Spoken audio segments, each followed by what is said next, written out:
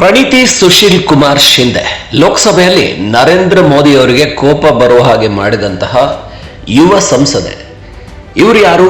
ಇವರ ಮಾತುಗಳಲ್ಲಿ ಅಂಥದ್ದೇನಿತ್ತು ನರೇಂದ್ರ ಮೋದಿ ಕೋಪ ಮಾಡಿಕೊಳ್ಳುವಂಥದ್ದು? ಅದಕ್ಕೆ ಮೋದಿ ಕೌಂಟರ್ ಹೇಗಿತ್ತು? ಮೋದಿ ಬೆಂಕಿಗೆ ಬಿರುಗಾಳಿ ಅಂತ ಕೌಂಟರ್ ಅನ್ನು ಕೊಟ್ಟರು. ಇನ್ನು ಕೂಡ ಯುವಕಿಯಾಗಿರುವಂತ ಮಹಾರಾಷ್ಟ್ರದ ಸುಶೀಲ್ ಕುಮಾರ್ ಶಿಂದೆ ಇದ್ರು. ಸೊ ಮಹಾರಾಷ್ಟ್ರದ ಹಿರಿಯ ಕಾಂಗ್ರೆಸ್ ನಾಯಕರು. ಅವರ ಪುತ್ರಿ ಸೋಲಾಪುರದಿಂದ ಸಂಸದೆಯಾಗಿದ್ದಾರೆ ಪ್ರಣೀತಿ ಶಿಂದೆ. ಇವರು ಮಾತಲ್ಲಿ ಬಿಜೆಪಿಯ ಈ ಕೇಂದ್ರ ಸರ್ಕಾರದ ನೀತಿಯನ್ನ ಟೀಕಿಸ್ತಾ ಬಂದರು. ಅದರಲ್ಲೂ ಆಪರೇಷನ್ ಸಿಂಧೂರ್ನ ಒಂದು ತಮಾಷೆ ಅಂತ ಹೇಳಿದ್ರು. ಒಂದು ತಮಾಷೆ ಮಾಡ್ಕೊಂಡಿದ್ರು. ಅದನ್ನ ನೀವು ಸೈನಿಕರಿಗೆ ಇನ್ನಷ್ಟು ಹಾನಿ ಮಾಡೋದಕ್ಕೆ, ಅಂದ್ರೆ ಪಾಕಿಸ್ತಾನದ ಮೇಲೆ ಹಾನಿ ಮಾಡೋದಕ್ಕೆ ಅವಕಾಶ ಮಾಡಿಕೊಡ್ಬೇಕಾಗಿತ್ತು. ನೀವು ಯಾವುದೋ ಒಬ್ಬ ಬೇರೆ ದೇಶದ ನಾಯಕನ ಮಾತನ್ನು ಕೇಳಿ ಸೀಸ್ ಫೈರ್ ಮಾಡ್ತೀರಾ ಅಂದ್ರೆ, ಕದನ ವಿರಾಮ ಘೋಷಣೆ ಮಾಡ್ತೀರಾ ಅಂದ್ರೆ, ಇದರಲ್ಲಿ ನಮ್ಮ ದೇಶಕ್ಕೆ ನೀವು ನ್ಯಾಯ ಕೊಟ್ಟಂಗೆ ಏನಾಯ್ತು? ಇದು ಜನರ ಬದುಕಲ್ಲಿ ಆಟ ಆಡಿದಂತಹ ಭಯೋತ್ಪಾದಕರಿಗೆ ತಕ್ಕ ಶಾಸ್ತಿ ಮಾಡಿದಾಗ ಆಗ್ಲಿಲ್ಲ. ನರೇಂದ್ರ ಮೋದಿ ಅಂತ ಒಂದು ಛಾತಿಯನ್ನ ಪ್ರದರ್ಶನ ಮಾಡಲಿಲ್ಲ ಅಂತ ಕುಟುಕಿದಾಗ ಲೋಕಸಭೆಯಲ್ಲಿದ್ದ ನರೇಂದ್ರ ಮೋದಿ ಅದಕ್ಕೆ ಸಮರ್ಥವಾಗಿ ಕೌಂಟರ್ನ ಕೊಟ್ಟರು. ಆದರೆ ಪ್ರಣೀತಿ ಶಿಂದೆ ಗಮನ ಸೆಳೆಯುವ ಹಾಗೆ ಬಿಜೆಪಿಯ ಒಂದಷ್ಟು ಎಡವಟ್ಟುಗಳನ್ನ ಎತ್ತಿ ತೋರಿಸುವ ಹಾಗೆ ಮಾತಾಡಿದ್ರು.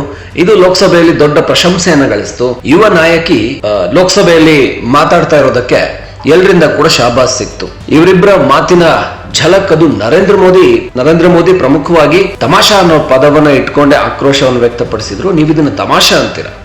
ನಮ್ಮ ದೇಶದ ಸೈನಿಕರು ಮಾಡಿರುವಂತಹ ಪ್ರತೀಕಾರ ಇದೆಯಲ್ಲ, ಅದಕ್ಕೆ ಯಾರು ಕೂಡ ಶಾಬಾಸ್ ಹೇಳೋದಕ್ಕೆ ರೆಡಿ ಇಲ್ಲ. ನೀವು ಇನ್ನೂ ಕೂಡ ಅದನ್ನ ಅನುಮಾನದಿಂದ ನೋಡ್ತಾ ಇದ್ದೀರಾ. ಯಾವ ದೇಶದ ಮಾತನ್ನು ಕೂಡ ಕೇಳ್ಕೊಂಡು ನಾವು ಕದನ ವಿರಾಮ ಘೋಷಣೆ ಮಾಡಲಿಲ್ಲ. ನಾವು ಕದನ ವಿರಾಮ ಘೋಷಣೆ ಮಾಡಿದ್ದು ಪಾಕಿಸ್ತಾನ ನಮ್ಮ ಹತ್ರ ಅಂಗಲಾಚಿದಾಗ ಕದನ ವಿರಾಮ ಘೋಷಣೆ ಮಾಡಿ ಹಾನಿ ಆಗೋದು ಬೇಡ ಅಂತ ಕೇಳ್ಕೊಂಡಾಗ ಎರಡೂ ಕಡೆಗೆ ನಾವು ಕದನ ವಿರಾಮ ಘೋಷಣೆಗೆ ಒಪ್ಕೊಂಡ್ವಿ. ಯಾವ ದೇಶ ಕೂಡ ಮಧ್ಯಸ್ಥಿಕೆ ವಹಿಸಿಲ್ಲ ಅನ್ನೋದನ್ನ ಮೋದಿ ಹೇಳಿದ್ರು. ಆದ್ರೆ ಎಲ್ಲೂ ಒಂದು ಕಡೆ ಕೂಡ ಅಮೆರಿಕ, ಡೊನಾಲ್ಡ್ ಟ್ರಂಪ್ ಈ ಪದಗಳನ್ನ ಮೋದಿ ಬಳಸ್ತಾ ಇಲ್ಲ ಅನ್ನೋದೇ ಇಲ್ಲಿ. ಯಾಕೆ ಇವರು ಅವರ ವಿರುದ್ಧ ಮಾತಾಡೋಕ್ ರೆಡಿ ಇಲ್ಲ? ಮಾತಾಡಿ, ಆ ಪದಗಳನ್ನ ಬಳಸಿ. ಚೀನಾ ಬಗ್ಗೆ ಹೇಳಿ, ಬರೀ ಪಾಕಿಸ್ತಾನ ಅಂತಿರಲ್ಲ, ಚೀನಾ, ಅಮೆರಿಕ, ಡೊನಾಲ್ಡ್ ಟ್ರಂಪ್ ಅದನ್ನು ಬಳಸಿ ಅಂತ ರಾಹುಲ್ ಗಾಂಧಿ ಆಗ್ಲಿ ಈ ಕಾಂಗ್ರೆಸ್ನ ಸಂಸದರಾಗ್ಲಿ ಒತ್ತಾಯ ಮಾಡ್ತಾ ಇದ್ರೆ. ಆದ್ರೆ ನರೇಂದ್ರ ಮೋದಿ ಆಕ್ರೋಶದಿಂದ ಕೌಂಟರ್ ಮಾಡಿದ್ದು ಈ ಪ್ರಣೀತಿ ಶಿಂದೆಗೆ ಸಾಕಷ್ಟು ವೈರಲ್ ಆಗ್ತಾ ಇದೆ. And I doubt if he was involved in the terrorist attack. And this बोलिए.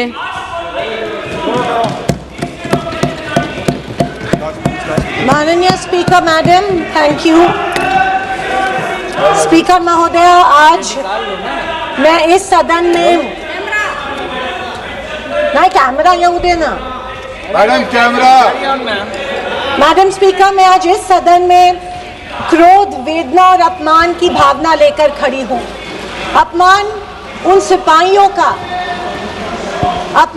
सिपाहियों का जिनको सीज फायर की ऑर्डर अपने देश के प्रधानमंत्री से नहीं बल्कि एक विदेशी से मिली.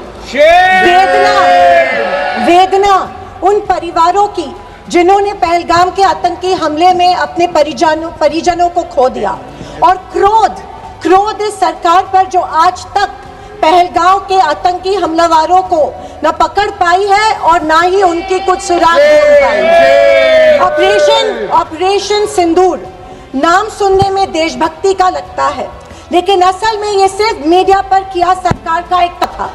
कोई नहीं बता रहा है कि इस ऑपरेशन में हासिल क्या हुआ, कितने आतंकी पकड़े गए, हमारे कितने फाइटर जेट्स गिराए गए, कौन जिम्मेदार है, कौन किसकी गलती है. इसका हिसाब देने का दायित्व इस सरकार का है, मगर देश में सवाल पूछने पर ही पाबंदी है, क्योंकि ये सरकार सवाल सुनना ही नहीं चाहती है, बल्कि ये सरकार जवाबदेही से ही भागती है. अध्यक्ष महोदय, आज की परिस्थितियों को देख मुझे रोम में बने कॉलिसियम की याद आती है. विश्व की सबसे अविस्मरणीय और पुरानी इमारतों में एक है. रोम में बनी कॉलिसियम मनुष्य की कल्पकता और निर्माण क्षमता का एक अभूतपूर्व मिसाल है, पर इसके अलावा वो एक गंदे और घिनौनी राजनीति का भी प्रतीक है. कहा जाता है कि इसका निर्माण उस समय की जनता को खेल और मनोरंजन में उलझाए रखने के लिए किया गया था, ताकि जनता का मूल मुद्दों पर से ध्यान भटक जाए. कुछ ऐसा ही आज हमारे देश की सरकार करती प्रतीत हो रही है. पर अब खेल और मनोरंजन ही काफी नहीं है। किसी महत्वपूर्ण इलेक्शन के पहले आतंकी हमला और फिर सरकार की जवाबी कार्रवाई। आतंकी आए कहां से, कहां गए, ये सरकार को कुछ नहीं पता, पर हमें पड़ोसी देश पर आक्रमण करना है और उसके आधार पर वोट बटोरने हैं। पहलगाम के आतंकी हमले में मारे गए बेगुनाहों की अभी चिता भी ठंडी नहीं हुई थी कि देश के प्रधानमंत्री बिहार में चुनावी रैली संबोधित करने गए। कोई जिए कोई मरे, इनको कुछ फर्क नहीं पड़ता। ये 24/7 चुनावी मोड में रहते हैं।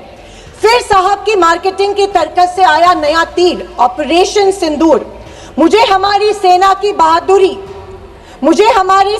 बहादुरी पर बिल्कुल संदेह नहीं है। मुझे हमारी सेना की बहादुरी और वीरता पर बिल्कुल संदेह नहीं है। पर इस सरकार की दुर्जनता की सीमा देखिए कि सेना के जवानों को लड़ने जरूर भेजती है, पर हमला होने के पहले दुश्मनों को आगाह भी कर देती है। ये हमारे परराष्ट्र मंत्री का बयान था। क्या यही कारण है कि हमारे जेट्स दुश्मन के द्वारा गिराए गए? क्या ये हमारी सेना के जवानों के जानों के साथ खिलवाड़ नहीं थी? खैर, जो इंसान मानता हो कि इस सेना के जवान की तुलना में एक व्यापारी ज्यादा खतरा मोल लेता है, उससे हम अपेक्षा ही और क्या करें। ये मूर्खता है या फिर देशवासियों को मूर्ख बनाया जा रहा है? ऑपरेशन सिंदूर से देश को क्या हासिल हुआ? अमेरिका के दबाव में किया गया एक शर्मनाक सीज फायर।